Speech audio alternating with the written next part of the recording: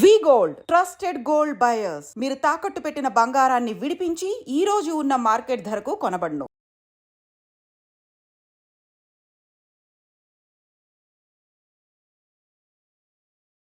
నమస్కారం, welcome to I dream. ధర్మ మార్గం విత్ విజిత కార్యక్రమానికి స్వాగతం. ప్రస్తుతం మనతో పాటు ఉన్నారు ప్రముఖ జ్యోతిష వాస్తు పండితులు బ్రహ్మశ్రీ అన్నవరపు తిరుపతి మూర్తి అవధాని గారు. ఇప్పుడు వారితో మాట్లాడదాం. నమస్కారం గురుగారు. ఓం శ్రీ మహాగణాధిపతయే నమః.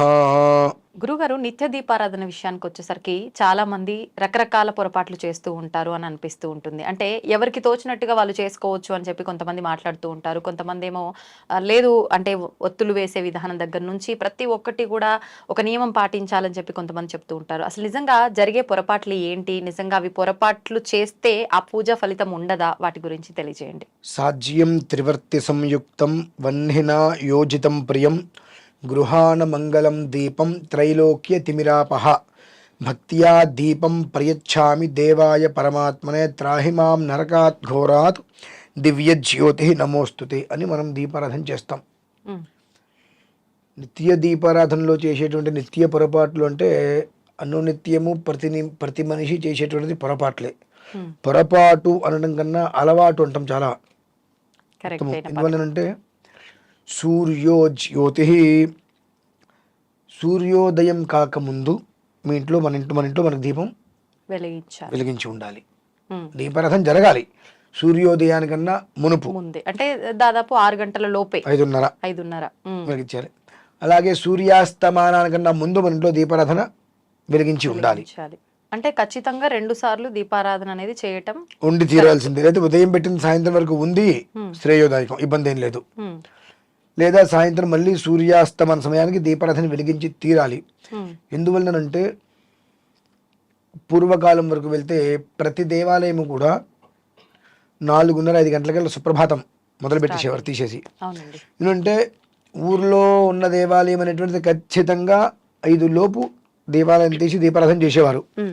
కాబట్టి ఈ ఊర్లో ఉన్నటువంటి గ్రామం ప్రజలందరూ కూడా ఒక అరగంట అటు ఇటుగా లేచి ఒక 5:30 ఆ ప్రాంతాల్లో దీపారాధన చేసుకున్నా అది మనకి ఎలాంటి నష్టము ఉండేటువంటిది కాదు. ఇదే ఇప్పుడు కొన్ని ప్రాంతాలకి వెళ్తే ఆలయాలు తీసేటికి 7 అవుతుంది. అవును, ఆలయాలు వీళ్ళన్నీ తీర్చుకొని చూసుకొని వచ్చి తీసేటప్పటికి 7 అవుతుంది. రాక్షసత్వం అందుకే కదండి పెరిగిపోయేది. ఎప్పుడైతే కనుక మనం 5:30 లోపు స్నానం చేసి దీపారాధన చేస్తే దైవత్వం అనేటువంటిది మనకు ఆపాదిస్తుంది. ఇప్పుడు అయ్యప్ప దీక్ష తీసుకున్న వీళ్ళందరం చూడండి, ఆ 40 రోజులు 5:30 లోపు వాళ్ళ స్నానాలు అన్ని పూజలు చేసుకుంటూ ఉంటారు. అందుకని చాలా ప్రశాంతంగా ముఖంలో కూడా ఒక మంచి కాంతి తేజస్సుగా ఉంటుంటుంది. 40 రోజులు పూర్తి అయిపోగానే ఇక నాదేనట్టుగా వదిలేసి మళ్ళీ 7-8 వరకు పడుకోవటం వలన మళ్ళీ రాక్షసత్వం అనేటువంటిది ఆపాదించేస్తుంది. ఇప్పుడు కూడా మనిషిలో రాక్షసత్వం దైవత్వం అనేటువంటిది మనం నిత్య దీపారాధన చేసే విధానాన్ని అనుసరించే ఉంటుంది. సూర్యోదయ పూర్వం చేసేటువంటిది దీపారాధన దేవతలకు చెందుతుంది. సూర్యోదయం తర్వాత చేసేటువంటిది రాక్షసులకు చెందుతుంది. ఏ దేవాలయానికైనా వెళ్ళి చూడండి, శివాలయాన్ని అభిషేకం చేసేస్తే అలా వదిలిపెట్టరు. తెల్ల బియ్యం అంటే అక్షతులు కానీ ఒక పుష్పం కానీ మారేడుదల కానీ ఏదో ఒక స్వామివారి మీద పెట్టి పక్కకి వెళ్తారు, ఒక అభిషేకం చేస్తారు. మళ్ళీ ఒక 1/2 గంట తర్వాత అభిషేకం అంటే ఆయన మీద ఏదో ఒకటి పెడతారు కాబట్టి లింగాన్ని వదిలిపెట్టరు. ఎందుకంటే ఏమీ లేకుండా వదిలేస్తే రాక్షసులు వచ్చి ఆరాధన చేస్తారు. భగవంతుడికి రాక్షసు. గురుగారు, ఒక డౌట్. ఆలయ ప్రాంగణం, ఇప్పుడు మామూలుగా సినిమాలలో చూస్తుంటాం, ఆలయ ప్రాంగణంకి నెగిటివ్ శక్తులు ఏవి కూడా ప్రవేశించకుండా ఏదో ఆపేస్తున్నట్టు పవర్, అలా దయ్యాలు వేరు రాక్షసులు వేరమ్మా. రాక్షసులకి మనమే రాక్షసులు అంటే కృత్యం, రాక్షస ప్రవృత్తి అంటారు చూసారా, అది అంటే దుర్మార్గమైన లక్షణాలు వల్ల. ఇప్పుడు భగవంతుడు మీరు చేసినా నేను చేసినా ఎవరు చేసినా ఫలితాన్ని ఇస్తూనే ఉంటాడు. ఆ చేసే సమయాన్ని అనుసరించి వాళ్ళ యొక్క వ్యక్తిత్వం పెరుగుతూ ఉంటుంది. మనం సూర్యోదయం లోపు చక్కగా దీపారాధన చేసుకుని నమస్కారం చేసుకుంటే దైవత్వం అనేటువంటిది మనకు ఆపాదిస్తుంది. దైవపరమైన శక్తి వచ్చి ఒక మానసిక ప్రశాంతత ఏర్పడుతుంది. ఎప్పుడైతే 6:30 తర్వాత మనం నిద్రలో చేరిన తర్వాత దీపారాధన చేస్తామో ఆ దీపారాధన రాక్షసులకు చెందుతుంది. ఇప్పుడు మీరు ఇందాక అన్నట్టు ప్రతి ఒక్కరూ చేసేది ఇప్పుడు ఈ దీపారాధన కిందకే వచ్చేటట్టుగా ఉంది. అందరం కూడా ఖచ్చితంగా రాక్షస దీపారాధన చేస్తున్నాం. అందుకని దాదాపుగా మనలో 100కి 99 మంది రాక్షస కృత్యాన్నే పాటిస్తున్నారు మినహాయిస్తే దైవత్వాన్ని ఎవరు కూడా పెద్దగా పొందిన వాళ్ళు లేరు. ఎక్కడో రేరుగా ఉంటూ ఉంటారు వారు. కాబట్టి ఏంటంటే దీపానికి అంత పవర్ ఉందా అంటే మరి ఎందుకు దీపారాధన చేయడం? ఉమ్, దీపారాధనలో అంత శక్తి ఉందా? ఇంకా చేయడం మానేయండి, దీపారాధన చేయక్కర్లేదు, ఇంకెందుకు దండగా. ఉమ్, అంటే ఆ ఒక్క దీపం అనేటువంటిది మనం ఒక ఒత్తి వేస్తాము, ఒక నూనె వేస్తాము, అగ్గిపుల్లు పెట్టి వెలిగిస్తామంటాం. కాంతి పుంజమమ్మ అది, ఉమ్, దారి చూపించేటువంటిది, ఆ దారిని నడిపించేటువంటిది కూడా అదే. కనుక దాని నుంచే మన జీవితం అనేటువంటిది ముడిపడి ఉంటుంది, మూలాధారం. ఆ, ప్రతిదానికి మూలం కావాలిగా. ఆ మూలం ఏంటి? జ్యోతి. అది జ్ఞాన జ్యోతి కావచ్చు, మనం చూస్తే మన కళ్ళు కనిపించడం కావచ్చు, ఏదైనా సరే జ్యోతి అంటే వెలుతురు. ఆ వెలుతురుని ఏ రకంగా ప్రసాదింపజేస్తుంది అనేటువంటి విషయాన్ని మనం చూసుకోవాలి. అందుకనే ఇప్పుడంటే మనం చేయట్లేదేమో కానీ అమ్మ, దాదాపుగా పూర్వం నుంచి ప్రతి ఇంట్లో కూడా 5:30 రకాల దీపారాధన చేసేస్తారు. ఉమ్, మనకి ఏదైనా ఇప్పుడు పండగలు వస్తే మనం చేస్తున్నాం ఆ, అంటే పెద్దలాడ చేసేస్తారు. ఎందుకంటే రాక్షసత్వం రావద్దు అని. అలాగే తలంటి పోసేటప్పుడు కూడా పొద్దున్నే పూసేస్తారు ఉమ్, పెందలాడే. అవును. ఎందువల్లనంటే కొన్ని సమయంలో చేసేటువంటివే ఆ భగవంతుడి యొక్క పరిపూర్ణ అనుగ్రహం అనేటువంటిది వాళ్ళకి లభ్యమవుతూ ఉంటుంది. నదీ స్నానాలు చూడండి, 5:00 వెళ్తారు, ఎందుకు వెళ్తున్నారు? పని పట్టలేక, 7:00 వెళ్ళలేక కాదు కదండి. ఎప్పుడూ కూడా ఉషోదయం, అరుణోదయం, సూర్యోదయం. ఉషోదయం దేవతలు స్నానం చేస్తారు, ఆ, అరుణోదయం ఋషులు స్నానం చేస్తారు, సూర్యోదయం సమయానికి మనం స్నానాలు చేసినప్పుడు ఆ ఒక్క ఉదకం మన మీద పడతాయి. అంటే ఇది బ్రహ్మ ముహూర్తం నుంచి సూర్యోదయం వరకు జరిగే విధానమా ఇదంతా కూడా? అంతే. ఆ సమయంలో మనం చేసేటువంటి దేవతలు ఋషులు స్నానం ఆడే ఉదకం ఏదైతే ఉంటుందో అది మన మీదకి పడుతుంది. మనం తొట్లోవే తీసుకుంటాం, అంటే మోటరే వేస్తాం, అందులో ఉన్న శక్తి మనకు తెలియదుగా. కానీ అది ఆ నీళ్ళు స్నానం చేయడం వల్ల మానసిక ప్రశాంతత. మీరు దీనికి అయ్యప్పని చూస్తే తెలిసిపోతుంది కదండి. 40 రోజులు కాగానే మళ్ళీ వాళ్ళు రాక్షత్వంలోకి వచ్చేసేస్తున్నారు వదిలేసుకొని. సో ఏంటంటే మనకు ప్రధానంగా ఆ మనిషి తత్వం ఏ రకంగా ఉంటుంది. కొంతమంది అంటారు అదేంటండి, ఇంట్లో ఎప్పుడు ఆయన దేవుడి దగ్గర 10 గంటలు కూర్చుంటారు, 6 గంటలు కూర్చుంటారు, ఇల్లంతా దీపారాధన. ఎవరికి ఉపయోగం? రావణాసురుడు కూడా చేసే పని అదేగా. అవును, రావణాసురుడు కూడా షట్కాల శివార్చన ఎవరు చేయలేదు, ఆయన తప్ప. అంటే 6 కాలాల్లో శివార్చన రావణాసురుడు తప్ప ఎవరు చేయలేదు. కానీ ఆయన అసురుడే కదా, రాక్షసుడు. ఎంత చేసిన ఆయన రాక్షసుడు. ఆ ఒక తత్వం అయితే పోలేదు కదా. పుట్టింది బ్రాహ్మడిగా జన్మించినప్పటికీ కూడా ఆ రాక్షస చర్య అనేటువంటిది ఆయనలోకి ఆపాదించింది, అది పోలేదు. ఇంకా ఎందుకు పోతుంది అది? సో నువ్వు చేసే విధానం, ఎంత శివుని ఆరాధించు, ఆయన సంధ్యావందనం మాత్రం ఖచ్చితంగా సూర్యోదయానికి అయిపోతుంది, సముద్ర స్నానం చేసి వచ్చేస్తాడు. అనితర సాధ్యమైనటువంటి చేసేటువంటి కూడా ఏం చేస్తున్నాడు ఆయన? సూర్యోదయం అనంతరం చేస్తుంటే సూర్యోదయం అయిపోయింది, ఆయన ఆరాధన చేసుకున్నాడు, బయటకు వచ్చేసాడు. అక్కడి నుంచి చేసే కొన్ని కృత్యాలు ఉంటాయి, అవన్నీ కూడా రాక్షస కృత్యాలు. ఎంత చేసినా 24 గంటలు దీపాలు పెట్టాడు, కానీ ఆయన మందిరంలో ఉన్న దీపం వేరు, సభా మందిరంలో ఉండే దీపాలు వేరు కదా. కాబట్టి అంటే నా మనస్సులో నాకు శివభక్తి ఉండొచ్చు, కానీ నా ప్రవృత్తి మాత్రం రాక్షస ప్రవృత్తి. అలానే ఎంత చేసినప్పటికీ కూడా ఆ సమయంలో చేసేటువంటిది మనిషి జీవితానికి ఒక అద్భుతమైనటువంటి కాంతి పుంజంలా కాపాడుతుంది. అలానే ఆ మనిషిని అదే అగ్ని దహించి వేస్తుంది కూడా. దీపారాధన, ఒక్క దీపారాధనతో యావత్ భారతదేశం మొత్తం తగలబెట్టచ్చు, ప్రపంచం మొత్తం తగలబెట్టచ్చు. అదే దీపంతో ప్రపంచం మొత్తానికి వెలుతురనివ్వచ్చు. మన ఆలోచన, మన విధానం ఎలా ఉంది, మనం ఎలా చేస్తున్నాము, మనం ఎలా ఉపయోగిస్తున్నాము అనేది ఒక్కటే ముఖ్యం. దానికి మాత్రం ప్రతినిత్యము మనిషి ఉన్నంతలో ప్రశాంతంగా తన జీవితాన్ని తను సాగించాలనుకుంటే సూర్యోదయానికల్లా లోపు. అంటే మనం చేస్తున్న మొట్టమొదటి అతిపెద్ద పొరపాటు ఏంటి అని అంటే సూర్యోదయం ముందర దీపారాధన చేయకపోవడం. అంతే. ఒకవేళ చేసే విధానంలో కూడా మళ్ళీ ఇంకేమైనా పొరపాట్లు ఉన్నాయా అంటే, ఇప్పుడు ముఖ్య కాలాతిక్రమణ దోష ప్రాయశ్చిత్తం, ముఖ్యమైన కాలాన్ని అతిక్రమించి దానికి ప్రాయశ్చిత్తం చేస్తామంటాం కన్నా ముఖ్యమైన కాలంలో ఏం చెప్పబడింది? సాధ్యం త్రివర్తి సంయుక్తం ఉందిగా. ఇక మనం 100 రకాలుగా పుస్తకాలు తీయక్కర్లేదు కదా, చేసుకో సరిపోతుంది. బ్రహ్మ విష్ణు మహేశ్వరులు ముగ్గురికి అయిపోయాయి. ఇందులో కొన్ని కామాక్షి దీపాలు, ఒక్క ఒత్తి వేసి ఇవన్నీ వస్తుంటాయి, కుంభవత్తులు వేసేవి అనునిత్యం అవి పనికిరావు. మరి ఎలాంటి అవి కొన్ని ఆరాధనలు చేస్తున్నప్పుడు ఆ కుంభవత్తి వేయటం కానివ్వండి, కామాక్షి వత్తి వేయటం కానివ్వండి, అంటే ఒక వత్తితోటి ఇవి కొన్ని విషయాలకి మాత్రమే అది ఉపయోగిస్తుంది. మినహాయిస్తే ఇంట్లో నిత్యం దీపారాధనలో మాత్రం సాధ్యం త్రివర్తి సంయుక్తం ఉండి తీరవలసినదే. కొంతమంది చాలా పెద్ద దాంట్లో ఒక్కటే పెట్టి ఎప్పుడు అఖండంగా అలా ఉంచుతాము అని చెప్పి అంటుంటారు, అలా ఉంచొచ్చు అంటారా గురువు గారు? మనం చెప్పినా వాళ్ళు వినరు, అది పనికిరాదు అంటే ఒప్పుకోరు. అఖండం అనేటువంటిది పెడతాం. ఆ ఇంట్లో అన్నీ మానేస్తున్నారా? లేదు. మరి ఎందుకు పెడుతున్నారు? దసరా నవరాత్రులు పెడతారు, అది ఇళ్లలో ఎప్పుడు పెట్టకూడదమ్మా. ఒక ఆశ్రమం, ఒక పీఠం, ఒక ఆలయం, అటువంటి వాటిల్లోనే మనం అఖండాలు పెట్టాలి. ఇప్పుడు నా ఇల్లు ఉంది, నేను పెట్టుకోలేక, కానీ నేను ఆఫీస్ పీఠం ఒకటి పెట్టుకుని అక్కడ ఎందుకు చేసుకుంటున్నాను? నా ఇంట్లో నెల తిరిగితే అమ్మాయికి ఇబ్బందికర వాతావరణం ఉంటుంది 3-4 రోజుల పాటు, కాబట్టి నాకు ఇంట్లో అర్హత లేదు దాని అఖండాలు పెట్టుకోవడానికి. కాబట్టి నేను ఇంట్లో పెట్టుకోవట్లేదు. నేను నవరాత్రులు వచ్చినా ఏది వచ్చినా ఏం చేసినా వేరే ఇంకో చోట పెట్టుకొని అక్కడ నేను ఎందుకు చేసుకుంటున్నాను? పిచ్చక్కే కాదు కదా. కొన్ని మనం పాటించాలి. అలా పాటించకపోతే దాని ప్రభావం మొత్తం అంతా ఏం లేదు.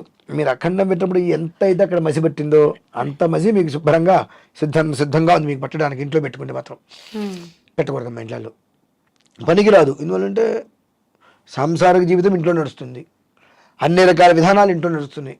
కాబట్టి నీకు ఇంట్లో అఖండం పెట్టడానికి అర్హతలు ఏ కోశాన లేవు. నాకు ఇల్లున్నా నేను వేరే ఇల్లు తీసుకొని వేరే మఠంలాగా పెట్టుకొని పీఠంలాగా పెట్టుకొని ఎందుకు అక్కడ చేసుకుంటున్నాను?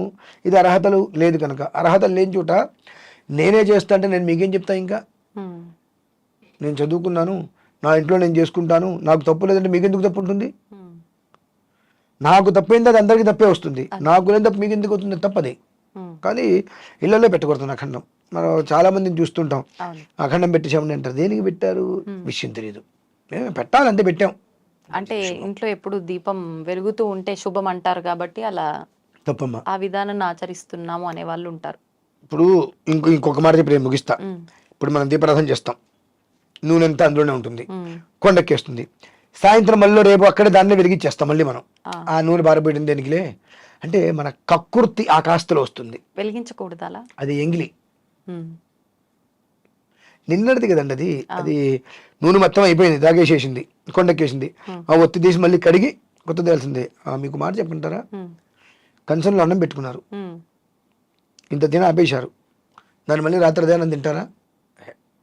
అదేంటండి అంటే మనం తిని వదిలేసిన అన్నమే మళ్ళీ సాయంత్రం ఎప్పుడు తినడానికి మనకే పనికిరాంది, అది ఎట్లా చేస్తామండి?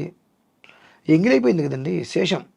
కాబట్టి ఒక్కసారి అది దీపారాధన వెలిగించిన తర్వాత అది కొండెక్కేసింది, వెంటనే అది మొత్తం తీసి మళ్ళీ వెయ్యాలి. 5 నిమిషాల్లో కొండెక్కినా సరే ఆ నూనె తీసేయాలి, ఆ ఒత్తి తీసేయాలి, మళ్ళీ ప్రమిద కడిగి మనం దీపారాధన చేయాల్సిందేనమ్మా. ఒక్కొక్కసారి దీపారాధన చేస్తున్నప్పుడు వెలిగించగానే మళ్ళీ ఆరిపోవటం, మళ్ళీ వెలిగించడం చేస్తుంటాం. అలాంటప్పుడు అలా వెలిగించవచ్చు, అప్పుడు కూడా మార్చాల్సిందేనా? మీకు అది వెలిగింది, మీరు బొట్టు పెట్టారు, ఆ తర్వాత కొండెక్కింది, వెంటనే మార్చాల్సిందే. అది ఎంగిలైపోతుందమ్మా, పనికిరాదు. ఎందుకంటే మీరు బాటిల్లో మంచిది తాగుతారు, నోటికి ఖర్చుకొని తాగుతారు, పక్క వాళ్ళు తాగుతారా? ఏ నీళ్ళే కదా. అంటే మనకి ఎంతో వాటికి అంతకన్నా ఎక్కువ. కాబట్టి కొంతమంది ఏం చేస్తారు, నూనె అయిపోతుంది, ఒత్తుంటుంది, అందులోనే నూనె పోసేసి మళ్ళీ వెలిగిస్తూ ఉంటారు. ఇవన్నీ కూడా పనికిరాదమ్మా. వీటన్నిటి వల్ల దోషమే. మనకి ఏంటంటే ఆ ఒత్తు వేస్ట్ చేయటం దేనికి? వాటిల్లో బయట ఎన్ని వేస్ట్ అవుతున్నా మనకి సంబంధం లేవు, విపరీతంగా వృధా అవుతుంటాయి. అంటే ఏదో కావాలని చేయటం అని కాదు, కానీ మామూలుగా ఇలాంటి సహజంగా 90% ఇళ్లలో ఇది జరుగుతూ ఉంటదనే అనుకుంటా నేనైతే. అనుకోవద్దు, నిజమే అది. అంటే వాళ్ళకి ఒక భయం. ఫస్ట్ ఆఫ్ ఆల్ ఈ నూనె పారిపోయకూడదేమో, ఆ నూనె పారిపోయడం దేనికిలే, బోల్డ్ దాంట్లోనే మనకు ఖరీదు గుర్తొస్తుంది అనమాట. మనం అనవసరంగా వృధాగా పారబోసే దేంట్లోనూ ఆ గదులు ఫ్యాన్ వేసి ఇక్కడికి వచ్చి కూర్చుంటాం, అవన్నీ గుర్తురావు.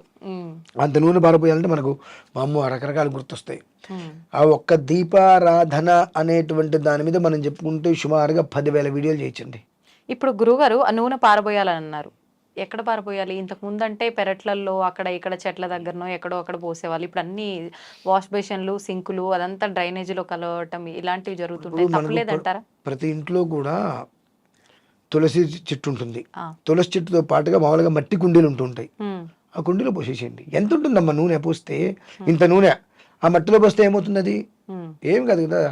తులసి కుండీలాగా ఉంటే వాటిలో మట్టిలో పోసి వేస్తుంటారు, ఆ మొక్కలో పోసేసేయండి, సరిపోతుంది, ఇబ్బంది ఏం లేదు. ఆ ఒత్తులు ఉంటాయి, ఆ ఒత్తులు ఏం చేస్తారంటే ఒక వారం రోజులు మూలపడేసేసిన తగలబెట్టేసేయండి. అంటే అవి ఏదైనా పదార్థాలు అనుకుని తిన్నటువంటి చేపలో గీపలో నీళ్ళలో వేస్తే ఆ జలసరాలు చనిపోతాయి కాబట్టి అవి చుట్టుకొని అంటించేసేయండి. వాటిని ఒక వారం రోజులతో ఇన్ని ఒత్తులు వస్తాయి కదా, ఓ పక్కన పెట్టి అంటించేసేయండి. ఇంకొక విషయం, ఒత్తులతో పాటు ఈ పువ్వులు ఇవన్నీ తీసిన ఈ మాలిన్యం అంతా కూడా అలా చేయొచ్చు అంటారా? ఈ నిర్మాలయం మొత్తం నీళ్ళలో వేసేయటం, ఈ ఒత్తులు మాత్రం తగలబెట్టేయటం ఎప్పటికప్పుడు. ఇదంటే గుర్తొచ్చిందమ్మా ఇంకొక విషయం. మీ అందరికీ చెబుతున్నాను, మనకు సమయం కలిసి వస్తుందని, తొందరగా పని అయిపోతుందనో రకరకాల ఆలోచనలు పెట్టుకొని ఒక డబ్బాలు నూనె ఒత్తులు కలిపి పెట్టేస్తాం మనం, నానబెట్టేయటం. అవి వాడకూడదు అట్లా. ఓకే, వాడటం వల్ల జరిగే నష్టం అంటే మామూలుగా వాడొద్దు అన్నారంటే ఎందుకు అనే ఆలోచన చాలా మంది కొన్ని విషయాలు ఎందుకు అని తెలుసుకోవడం కన్నా వద్దు అన్నప్పుడు దాన్ని ఆచరించడం మంచిది.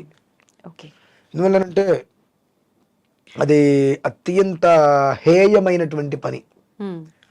ఒత్తులు ఇన్ని కట్ట, అంత కట్టలో దాంట్లో పెట్టేస్తున్నాం, దాని నిండా మనం ఏం పోస్తున్నాం, నూనె పోసేసి రోజు అందులో ఒక ఒత్తి తీస్తున్నాం.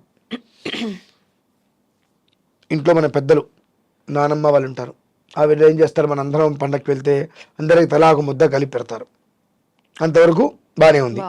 అన్నంలో నుంచి తలా ఒక ముద్ద కలిపి అందరికీ పెట్టారు, బాగానే ఉంది. అంటే కట్ట నుంచి ఒత్తి ఒక్కొక్కరు తీసేసి నూనె నెయ్యి వేసుకొని పెట్టుకుంటాం.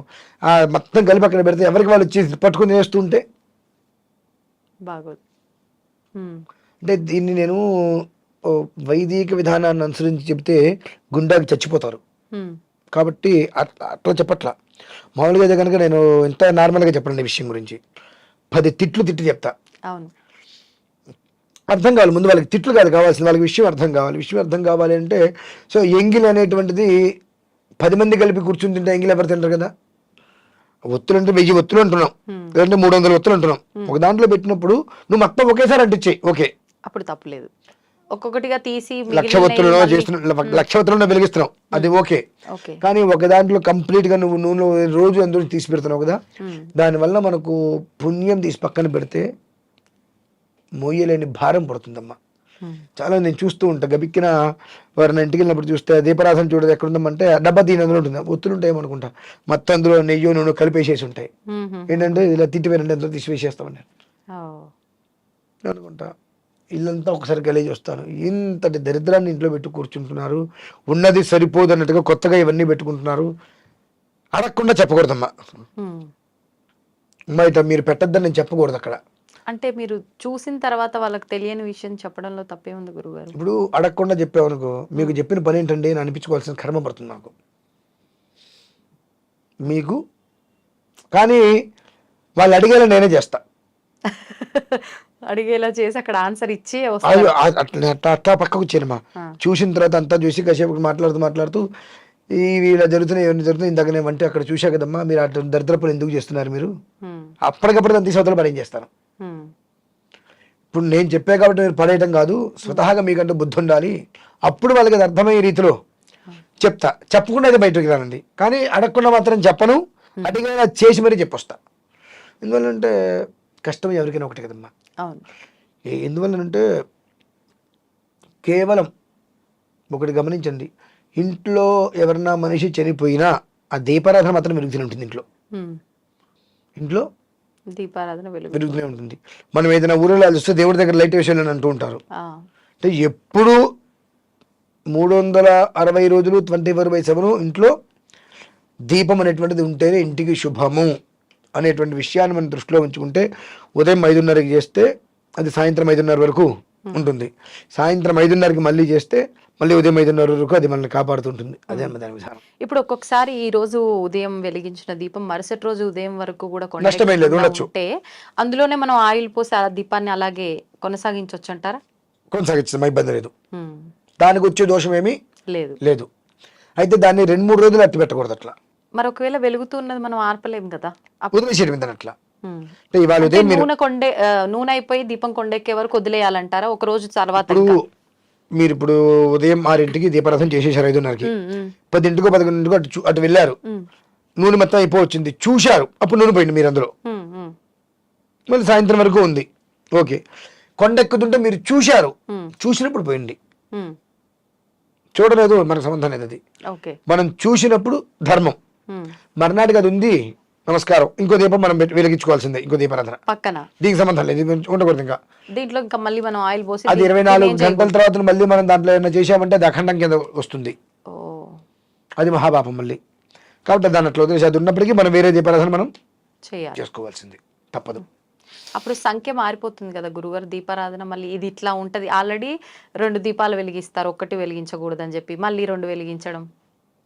అస్మిన్ వర్తమాన వ్యవహారకి చాంద్రమానే స్వస్తి స్త్రీ క్రోధనామ సంవత్సరే ఉత్తరాయణే శిశురతు మాఘమాసే కృష్ణపక్షే అమాయాం బృహస్పతి వాసరే అన్నాం. అంటే ఇవాళ దీపారాధన చేసినప్పుడు సంకల్పంలో ఇవాళ చెప్పుకున్నాం. ఈ దీపారాధన ఇవాళ చేసిందా నిన్న రేపు చేసేదా? ఇవాళ చేసింది అంటే సంకల్పంలో నిన్నది అది.